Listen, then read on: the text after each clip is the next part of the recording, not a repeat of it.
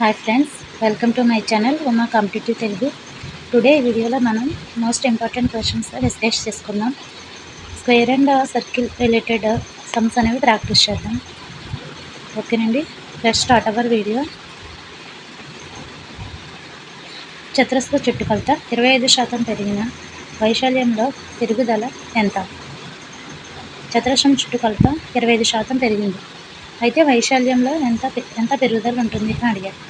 దీనికి మనం ఫార్ములా ఏం యూజ్ చేయాలంటే 100 ప్లస్ ఎక్స్ బై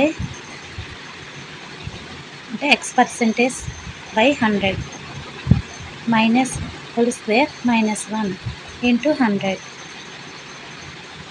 ఈ ఫార్ములా యూజ్ చేయాలి. ఓకే అండి, ఒకసారి మళ్ళీ చెప్తున్నాను. ఫార్ములా ఏంటంటే 100 plus X by 100 whole square minus 1 into 100.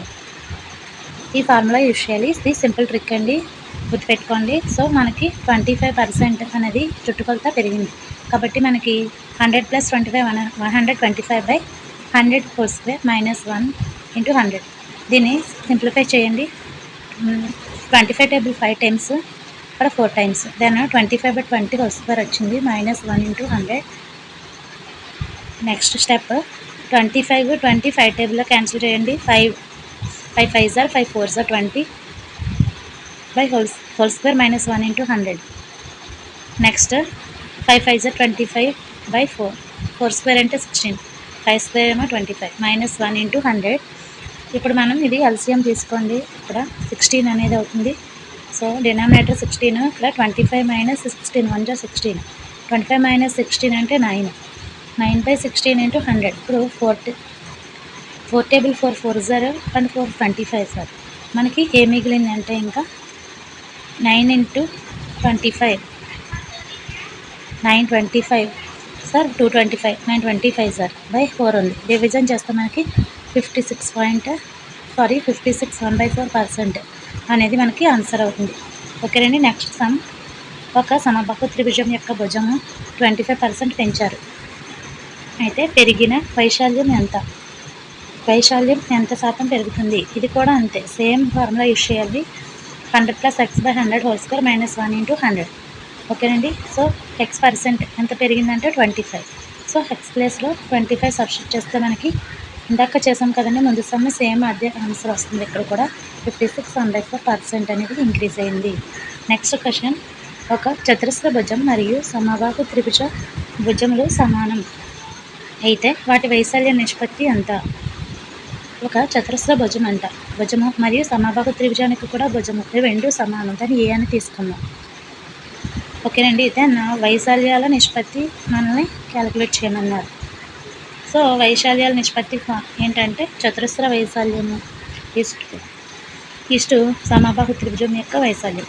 చతురస్ర యొక్క భుజం ఏ అనుకుంటే వైశాల్యం అంతా ఏ స్క్వేర్, అలాగే సమబాహు త్రిభుజ భుజము ఏ. అయితే సమబాహు త్రిభుజం యొక్క వైశాల్యం √3/4 ఏ స్క్వేర్. ఇక్కడ రేషియోలో ఏ స్క్వేర్ క్యాన్సిల్, దాని 1:√3/4 మనకి మిగిలింది. మనకి దీనికి ఇక్కడ 4తో మల్టిప్లై అయితే 4 1 జా 4 అండి, 4 క్యాన్సిల్ అయిపోతే √3 ఉంటుంది. ఓకేనండి, అంటే 4:√3 వైశాల్యాల నిష్పత్తి అవుతుంది. Next question. ఈ వీడియో కనుక నచ్చినట్లయితే please like the video, share and comment.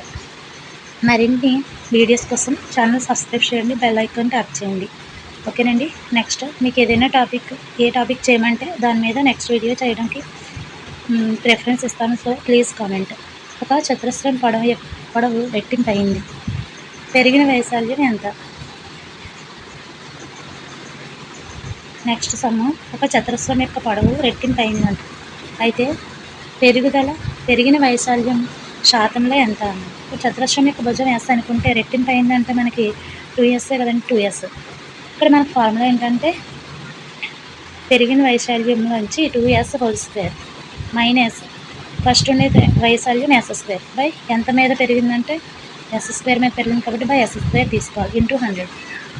ఓకేనండి, సో 2s హోల్ స్క్వేర్ అంటే 4s² minus s² by s² into 100.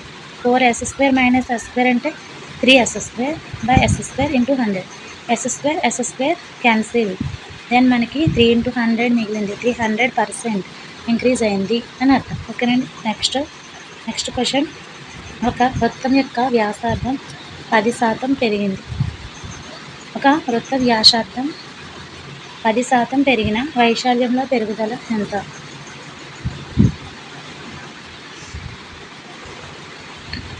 వృత్త వ్యాసార్థం ఎంత పెరిగిందంటే 10% పెరిగింది. మనకి ఇక్కడ ఫార్ములా ఏంటంటే ఇక్కడ ఎంత పెరిగింది? 10%. కాబట్టి 100 మీద పెరిగింది. సో 110/100కే కదా పర్సంటేజ్ మనం చూసేది. కాబట్టి డివైడెడ్ బై 100² -1 ఇంటూ 100. ఇది quick formula. So please remember it. 10% పెరిగింది కాబట్టి 110/100² -1. 0 క్యాన్సిల్ అవుతుంది. నెక్స్ట్ స్టెప్లో 11² అంటే 121/10² ఏమో 100 -1 ఇంటూ 100. సో 121 మైనస్ ఇక్కడ ఎల్సిఎం 100 కాబట్టి 121 - 100 అంటే 21. By denominator same 100 into 100. ఇవి 100 క్యాన్సిల్. 21% అనేది మనకి పెరిగింది వైశాల్యంలో పెరుగుదల. ఓకేనండి. Next question. ఒక వృత్తం యొక్క వ్యాసం 50% తగ్గింది. వైశాల్యంలో ఎంత తగ్గుతుంది?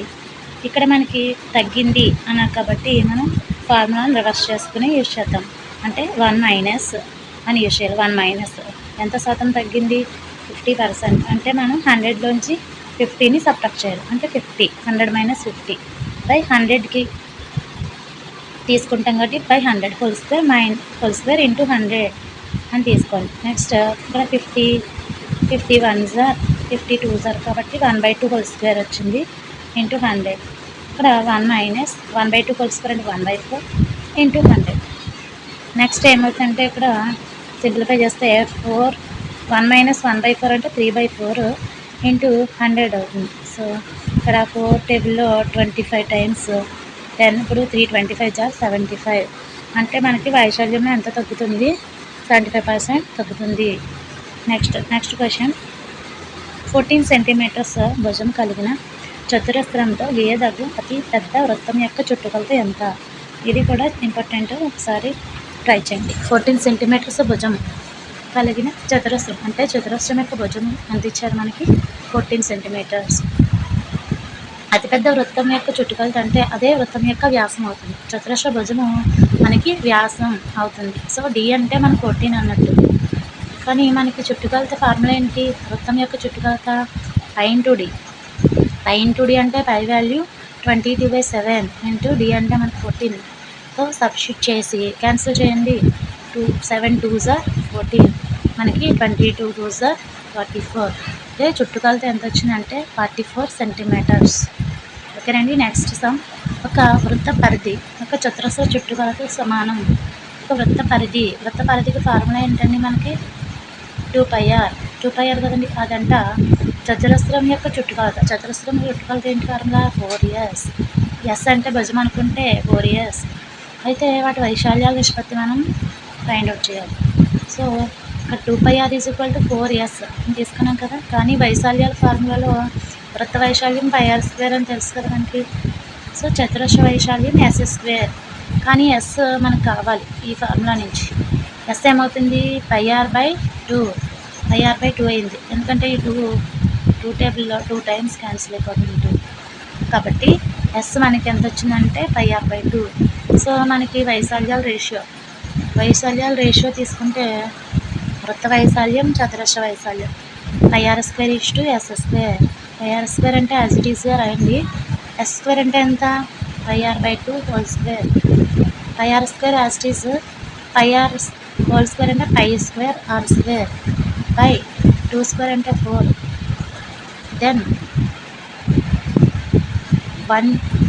దెన్ ఏమవుతుంది ఇక్కడ? πr² పై క్యాన్సిల్ అయింది. r² క్యాన్సిల్ అయింది. మనకి ఇక్కడ 1 మిగిలింది. 1 ఇక్కడ పై మిగులుతుంది.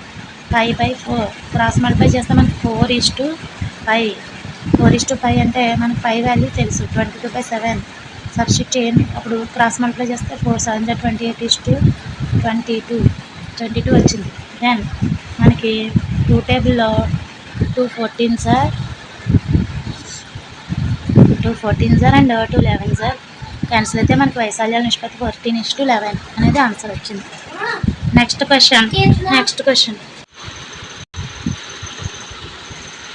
క్వశ్చన్ కర్ణాలు ఎందులో లంబసమద్వికరణ చేసుకుంటాయి అని క్వశ్చన్ అడిగారు.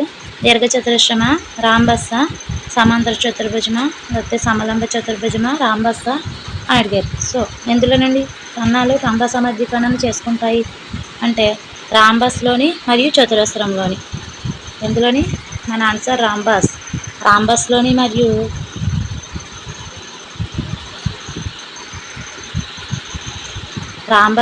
మరియు చతురస్రంలో లంబ సమద్వికరణ అనేది చేసుకుంటాయి. ఓకేనండి.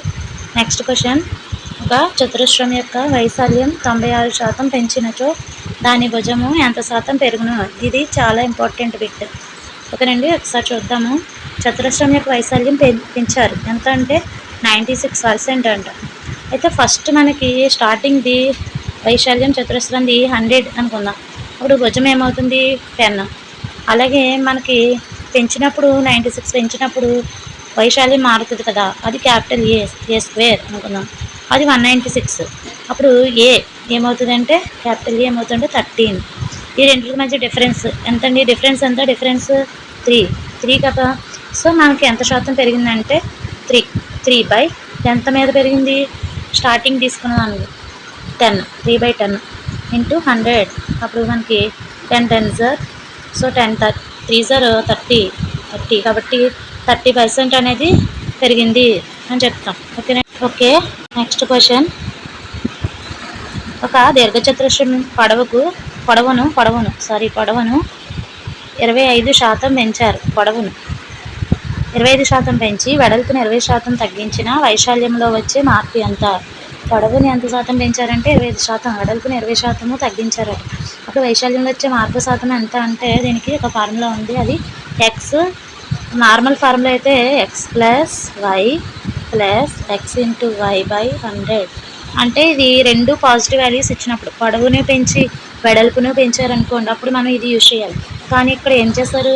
పొడవుని మాత్రమే పెంచారు, వెడల్పుని మాత్రం 20% తగ్గించేశారు. కాబట్టి ఇక్కడ -y అంటే ఈ y బదులు మనం -y అని తీసుకోవాలి. ఓకేనండి. So X plus -y plus X -y by 100 అంటే 25 - 20 ప్లస్ 25 - 20/100 అని తీసుకోండి. 25 - 20 అంటే 5. 20s అంటే 500. ఇక్కడ ప్లస్ అండ్ మైనస్ సో -500/100 వచ్చింది. ఇది 5 టైమ్స్ క్యాన్సిల్ అవుతుంది. సో 5 - 5 అంటే 0 వచ్చింది మనకి. అంటే ఇలాగ చేసినంత మాత్రాన పొడవును పెంచి వెడల్పును 20% తగ్గించిన వైశాల్యంలో మనకి ఏమీ మార్పు అనేది లేదు అని చెప్పచ్చు. ఓకేనండి. Next question last one. ఒక చక్రం యొక్క వ్యాసార్థం ఇచ్చాడు. చక్రం వ్యాసార్థం 14 సెంటీమీటర్స్ అంట. అది 0.66 కిలోమీటర్స్ ప్రయాణం చేయడానికి ఎన్ని చుట్లు తిరుగుతుంది? ఒక చక్రం యొక్క వ్యాసార్థం ఇచ్చినప్పుడు, చక్రం అంటే మనకి సర్కిల్ కదా, వృత్తమే కదా. వృత్తం చుట్టుకొలత ఏమవుతుంది? వృత్త పరిధి 2πr అవుతుంది కదా.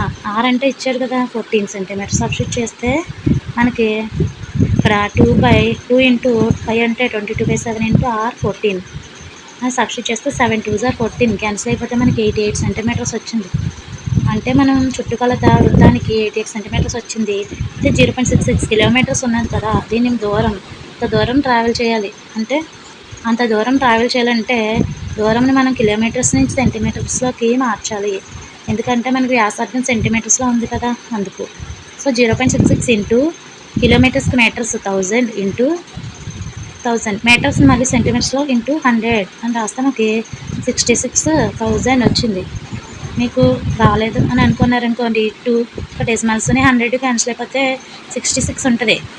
66 ఇంటూ 1000 66,000 అనమాట సింపుల్గా.